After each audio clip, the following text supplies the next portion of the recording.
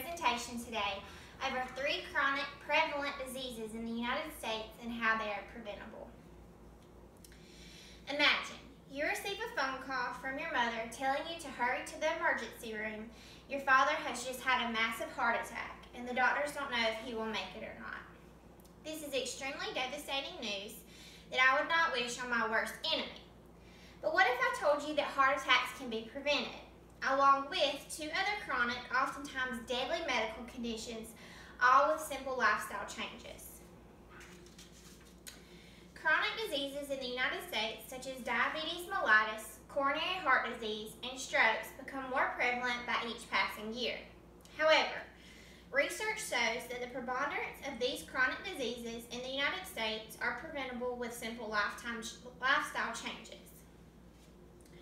According to an article written in 2014 by authors Bauer, Brisk, Goodman, and Bowen, titled Prevention of Chronic Diseases in the 21st Century, the chronic disease burden in the United States largely results from a short list of risk factors, including tobacco use, poor diet, physical inactivity, excessive alcohol consumption, uncontrolled high blood pressure, and hyperlipidemia, all that can be effectively addressed for individuals and populations.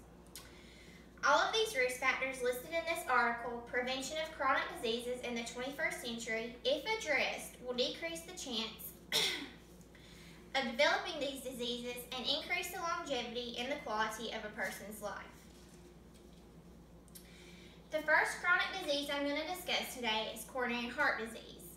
It is an extremely common chronic medical concern for people of all ages and backgrounds in the United States. And as you can see on my poster board, I have the 3 chronic diseases I'm going to discuss today with the risk factors for each of the chronic diseases and the prevention for each of them. According to the article titled Coronary Artery Diseases, Cause, Diagnosis, and Prevention, published in 2015 by the Centers for Disease Control and Prevention, coronary heart disease is the most common form of heart disease in the United States. However, if diagnosed and treated early and appropriately, the outcome of this disease is positive, although many Americans are unaware of what coronary heart disease truly is and what causes it. According to the Centers for Disease Control and Prevention, coronary artery disease is caused by plaque buildup in the wall of the arteries that supply blood to the heart. Plaque is made up of cholesterol deposits. Plaque buildup causes the inside of the arteries to narrow over time. This process is called atherosclerosis. Although this disease can be hereditary, which is non-preventable, it has many easily preventable risk factors listed by the Centers for Disease Control and Prevention, including a low sodium and low fat diet, exercise, and medications to treat pre-existing medical issues such as high blood pressure and high cholesterol, which predispose a person to coronary artery disease. And as you can see on my board, I have all these risk factors listed, along with prevention measures to prevent a person from obtaining coronary heart disease. These preventions include exercise, low sodium, low fat diet, compliance with high blood pressure and high cholesterol medication, and smoking cessation.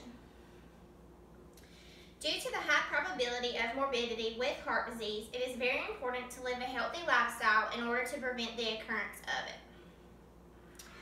Per the article Coronary Artery Disease Prevention, Treatment, and Research published by Johns Hopkins Medicine in 2017, coronary heart disease, if not prevented and subsequently treated effectively and appropriately, can lead to a heart attack resulting from the arteries becoming completely blocked or from a blood clot due to plaque breaking off from the lining of the arteries. Heart disease is one of the leading causes of death in the U.S. However, it is one of the most preventable. Prevention is of crucial importance with heart disease as it develops slowly over a person's lifetime. Good eating habits, exercise, and smoking cessation all lead to the impediment of this sometimes deadly disease. Diabetes mellitus type 1 and type 2 is an extremely debilitating disease, which has a high risk for many complications. According to an article published by the American Diabetes Association in 2014 titled Statistics About Diabetes, in 2012, 29.1 million Americans, or 9.3% of the population, had diabetes, and approximately 1.25 million American children and adults have type 1 diabetes. However, unfortunately, type 1 diabetes is not preventable, but type 2 diabetes is. A person's body that has type 1 diabetes is totally insulin dependent, as their pancreas does not produce any insulin in order to decrease the blood glucose levels in the bloodstream. An article written by author Hannah Nichols on the website Medical News Today, published in 2015, titled Diabetes, the Difference Between Type 1 and Type 2, states it is type 2 diabetes, where the pancreas produces insulin, but not substantial amounts enough to meet the body's need on a cellular level to maintain regulated blood glucose levels. According to Nichols, type 2 diabetes is more prone to develop due to an unhealthy lifestyle, such as obesity, lack of exercise, a diet high in sugar content, all of which are avoidable, and all of which I have listed on this poster: the physical inactivity, sedentary lifestyle, high blood pressure, high cholesterol, high sugar, and high carb diet. Prevention is just kind of the opposite of these, and they include 30 minutes of exercise a day, controlled blood pressure and cholesterol, and a healthy diet. An article titled Diabetes, published by Mayo Clinic in 2014, states the minimal amount of exercise recommended is 30 minutes a day, and a diet low in sugar, fats, and carbs is vital in the prevention of type 2 diabetes. It is very important to have an annual physical in which blood glucose levels are checked to ensure no presence of prediabetes, which subsequently lead to full-blown diabetes if lifestyle changes are not made. The treatment for type 2 diabetes, if not severe, may only include oral medication.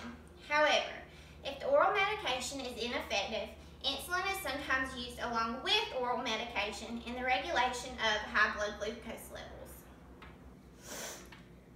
Although type 2 diabetes is preventable, if the development of the disease does occur, early detection is vital to avoid complications. In 2016, the article titled Potentially Preventable Deaths Among the 5 Leading Causes of Deaths in the United States was published by author Matthew Garcia, and it states that a stroke is one of the 5 leading causes of death among Americans under the age of 80 years old. However, 80% of strokes are preventable.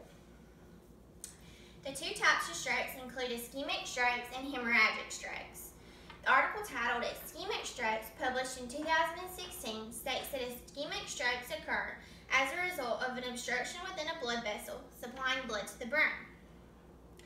The underlying condition for this type of obstruction is the development of fatty deposits lining the vessel walls. In the 2016 article Hemorrhagic Strokes, it defines hemorrhagic strokes as a stroke that occurs when a weakened blood vessel in the brain ruptures. Although the physiology of these 2 strokes is different, many of the causes are the same. The article titled Ischemic Stroke states the #1 cause of strokes in the U.S., both ischemic and hemorrhagic, is uncontrolled high blood pressure due to either non-compliance with medication or undiagnosed hypertension. However, if high blood pressure is diagnosed by a physician, it is easily treatable. Other preventable risk factors, which are listed on my poster board, include binge drinking and substance abuse, hypertension, and heart disease. And the prevention for this is to keep the blood pressure and cholesterol within normal limits, exercise, and maintain a healthy weight.